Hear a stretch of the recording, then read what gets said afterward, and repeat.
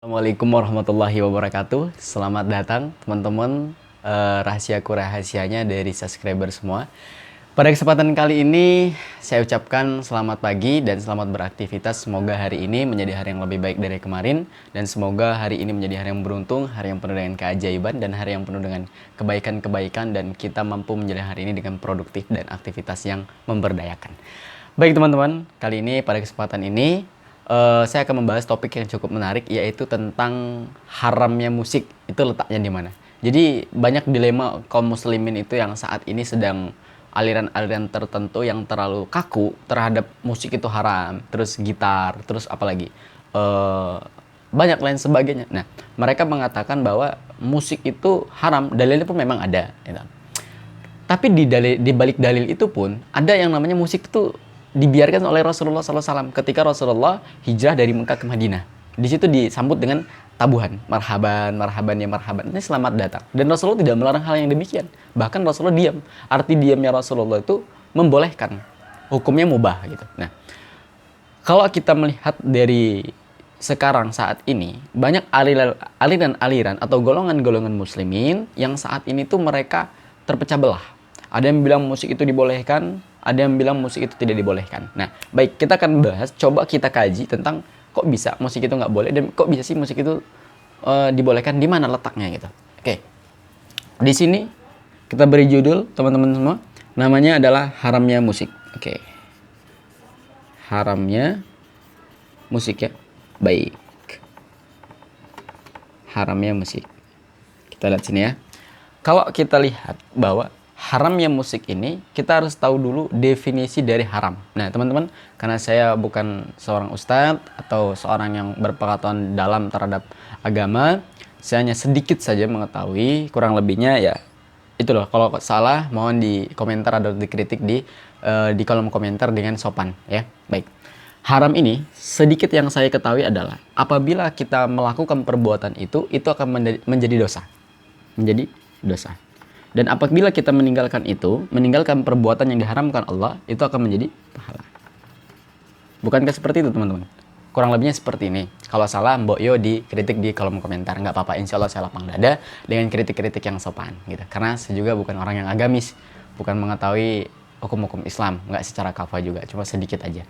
Nah, kalau kita lihat bahwa suatu perbuatan yang haram itu artinya perbuatan yang kita lakukan itu akan menimbulkan sebuah dosa gitu.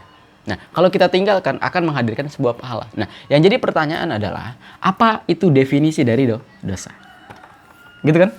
Nah, dosa yang menurut saya pribadi, teman-teman, ini menurut saya pribadi, dosa itu adalah ya suatu balasan yang Allah berikan kepada kita yang sangat buruk.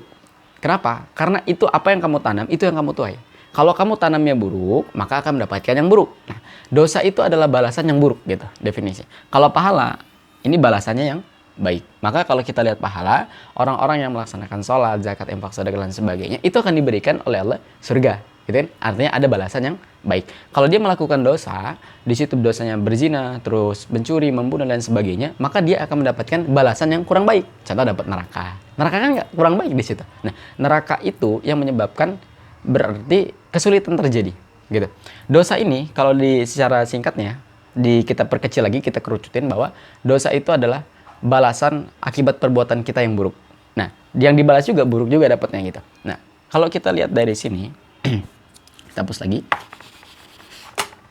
Dosa berarti balasan yang buruk gitu. Nah, kalau kita lihat, berarti ketika kita memainkan musik, berarti dosa dong. Ada balasan yang buruk, ada negativitas di dalamnya gitu. Nah, kita akan teliti dengan sesuatu hal, kok bisa musik itu haram? Letak musik haram itu di sini, teman-teman. Musik itu apa sih? Musik itu kan adalah sebuah benda yang bertemu dengan benda lain, kemudian menimbulkan satu bunyi. Nah, itu bunyi musik. Nah, contoh kayak tepuk tangan, ini bisa dijadikan musik ketika banyak taktung taktung. Nah, itu bisa. Terus big box atau di mulut, dan itu pun musik gitu. Nah, musik ini bermacam-macam, teman-teman ya. Musik yang diharamkan itu yang seperti apa dan bagaimana? Nah, kita lihat di sini. 1, 2, 3, 4. Kita ambil contoh 4 contoh ya, example-nya. Di sini ada musik yang mempengaruhi kehidupan kita yang kurang baik. Contohnya ada DJ. DJ itu anak-anak sekarang seperti itu. Remix. Goyang-goyang sama biduan, terus goyang-goyang sama ya biduan gitulah, semacamnya seperti itu. Nah, di situ ada DJ, remix, terus ada dugem, ada kan gitu. Yang sifatnya itu membuat diri dia itu melayang-layang atau terbang. Nah, dari situ kita lihat juga di sini ada lagu-lagu galau. Hadisnya pun mengatakan jelas bahwa musik itu memang haram. Musik itu haram. Tapi musik yang mana dulu? Gitu. Ada musik yang diharamkan Allah, ya itu di sini. Yang sifatnya itu jelek. Contoh, ada remix, ada dugem, lagu-lagu galau, DJ dan sebagainya. Ini kan menjerumuskan orang lain itu berpotensi untuk berbuat zina di situ dalamnya. Nah, maka musik itulah yang diharamkan terhadap apa yang dikatakan Rasulullah. Musik itu haram, memang betul. Haramnya ketika berada di level ini. Ada DJ, remix, dugem, lagu-lagu yang galau gitu. Nah, kita bahas lagi. Kenapa musik itu haram? Nih di sini. Karena ada lagu-lagu yang tidak atau kurang memperdayakan kita. Contohnya teman-teman semua, lagu-lagu yang kurang memperdayakan kita itu seperti apa? Gitu kan? Nah, contoh. Setahu saya, lagu itu dapat mempengaruhi mood dan perasaan hati kita. Dapat mempengaruhi pikiran kita. Itu lagu. Itu dapat mempengaruhi seluruh sel-sel yang ada di tubuh kita. Contoh teman-teman, saya berikan contoh. Bayangkan di tangan teman-teman, di sini ada jeruk nipis. Bayangkan saja, di sini ada pisau. Teman-teman tusuk jeruk nipis itu, lihat bagaimana airnya mengalir. Lihat bagaimana airnya. Rasakan. Hormon-hormon di tubuh teman-teman semua pasti merasakan kecut di bibir itu. Padahal di sini belum ada gambarnya. Di sini belum ada jeruk nipis yang aslinya. Tapi baru membayangkan saja, kita sudah mampu merasakan itu gitu. Rasanya kok kecut gitu kan. Nah, itu sama dengan lagu. Misal kita menyanyikan lagu-lagu galau, lagu-lagu sedih, lagu-lagu yang tidak memperdayakan. Nah, misal kita lagi dengar lagu-lagu tentang putus, misalkan. Ya maka lagu-lagu itu akan mempengaruhi pikiran dan perasaan dia. Dan itu bisa jadi menjadikan realita dalam kehidupannya. Bermanifestasi dalam kehidupan dia gitu. Maka dikatakan bahwa bukankah lagu ini di sini terdapat kata-kata, teman-teman semua. Di sini ada namanya kata-kata. Dan bukankah kata-kata itu adalah sebuah doa yang dapat menjadikan realita dalam kehidupan kita? Ya kan? Rasulullah sendiri mengatakan bahwa Rasul ini mengatakan kata-kata adalah sebuah doa. Kawan-kawan semua. Kata-kata adalah doa. Jadi ketika dia menyanyikan lagu, dengan menyanyikan lagu itu berulang-ulang, apalagi berulang-ulang, terus dimasukkan ke alam bawah sadar ya, maka itu akan termanifestasi menjadi kehidupan realita nyata kita. Nah, maka ketika dia mendengarkan lagu-lagu yang tidak memperdayakan atau lagu-lagu yang sedih, lagu-lagu yang galau, maka itu akan menjadi realita dalam kehidupannya. Ini serius teman-teman. Contoh, ya, ketika lagu ini kita menyanyikan nih lagunya di mana, contohnya seperti itu. Maka ketika dia berulang-ulang dengan kalimat-kalimat yang seperti itu akan menjadi realita dalam kehidupan dia, teman-teman semua. Dan itu akan menjadi realita dalam kehidupan kita ketika kita menyanyikan lagu-lagu yang kurang memberdayakan atau lagu-lagu yang kurang baik gitu. Contoh, saya tadi nyanyikan lagu apa? Ayu Ting Ting. Ayu Ting Ting Ting. Lihat bagaimana kehidupannya terhadap nyanyian yang dilakukan. Ada banyak contohnya, saya ambil contoh satu. Saya tidak menjustifikasi dia, hanya sebagai example saja teman-teman semua, saudara semua. Ini adalah example-nya bahwa Ayu Ting Ting menyanyikan lagu di mana, suaminya pun hilang, nggak tahu kemana. Di mana, nyarikan dia. Nah, itulah dimasukkan kata Rasulullah, berhati-hatilah dengan kata-kata karena kata-kata adalah sebuah doa. Itu teman-teman. Nah, kalau kita lihat di sini, makanya Rasulullah itu memiliki sesuatu ilmu yang sangat bijaksana. Ilmu yang tinggi yang manusia itu tidak memiliki. Maka di situ Rasulullah mengatakan, haramnya musik itu karena di sini banyak mudarat, banyak dosa. Musik itu dosa.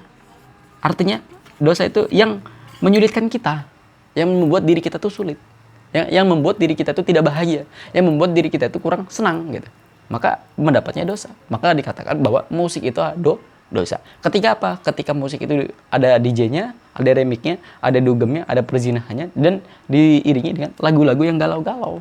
Itu bisa menjadi realita dalam kehidupan kita gitu. Tetapi di balik musik yang haram ini, yang berdosa ini, ada juga musik-musik yang tidak berdosa, teman-teman. Apa saja? Lantas musik-musik yang tidak berdosa itu, musik-musik yang tidak berdosa itu ada musik yang pembahasnya memberdayakan. Contoh, kita mendengarkan sholawat. Sholawat. Itu boleh, kawan-kawan semua. Boleh dengar sholawat seperti itu. Terus, lantas bagaimana dengan sholawat yang dia tapi tidak menutupkan kerudungnya? Ya itu mungkin bisa jadi nggak boleh, karena ada talbis di dalamnya. Talbis itu bercampur antara hak dengan yang batil. Sedangkan di Al-Quran sendiri mengatakan bahwa ketika ingin berkerudung, berhijab, tutuplah kain kerudungmu ke dalam, di sampai dadamu gitu. Jadi kalau dia nyanyi sholawat tapi dadanya seperti ini, ya itu nggak boleh juga, kawan-kawan semua. Nggak boleh. Artinya sholawat itu diharamkan juga. Kenapa? Dapat merusak mata. Dan menurut penelitian, bahwa ketika manusia itu tersugesti atau kecanduan pornografi, sebabnya dia dari itu tidak menjaga pandangan itu, maka otak sel-sel di otaknya itu mati dia, dan itu lebih parah daripada orang yang kecelakaan gitu. Nah, berdampak itu karena orang-orang yang kecanduan pornografi disebabkan dari apa? Dari mata yang tidak menjaga matanya gitu. Nah, sholawat yang kedua ada juga yang marhaban itu enggak, itu boleh marhaban. Jadi gitar, terus apapun bentuk alat musik itu, ma khalaqtahada batila. Tidak ada yang diciptakan oleh Allah itu semua itu sia-sia. Tinggal bagaimana kita menempatkan daripada hal itu kemana nih? Apa untuk yang haramkah atau untuk yang baikkah? Contoh, saya juga punya gitar. Nah, dari gitar itu saya menyanyikan lagu apa? Apa lagu yang galau-galau? Kalau lagu galau itu nggak boleh, teman-teman semua. Kenapa lagu galau itu nggak boleh? Karena di balik lagu galau itu bisa menjadi realita dalam kehidupan kita. Maka Allah tuh nggak suka. Nah, makanya dikatakan haram lah di situ. Kalau kita nyanyi lagu galau, Allah kalau itu kan membuat kita tuh jadi realita. Nah, Allah nggak suka kalau kita tuh nggak seneng gitu. Jadi Allah akan mencoba untuk membahagiakan kita. Caranya kata Rasul, jangan dekati musik. Artinya dekati musik ini jangan dekati yang galau-galau, yang kurang baik, yang tidak memperdayakan. Di situ teman-teman semua. Nah, marhaban. Ketiga, lagu-lagu motivasi. Lagu motivasi. Contohnya kalau kita setiap pagi itu lagu mau kerja, itu nggak apa-apa kita dengerin. Lagu-lagu yang senang-senang, lagu-lagu Bondan Prakoso yang tekadku takkan hilang. Nah itu boleh, itu mempengaruhi hormon-hormon di tubuh kita untuk semangat dalam menjalani hari, teman-teman. Nah, ingat ya teman-teman, haramnya atau tidaknya musik itu terletak dari bagaimana mereka menggunakan alat musik tersebut. Ya, mudah-mudahan apa yang saya sampaikan ini dapat dipahami dengan baik dan dapat kita praktekkan dalam kehidupan sehari-hari. Silakan jadilah manusia yang tidak kaku-kaku amat terhadap hukum-hukum Islam. Tetap kita harus bisa bijaksana terhadap menetapkan suatu hukum. Ya, teman-teman, terima kasih. Saya Teddy Aliansa. Wassalamualaikum warahmatullahi wabarakatuh.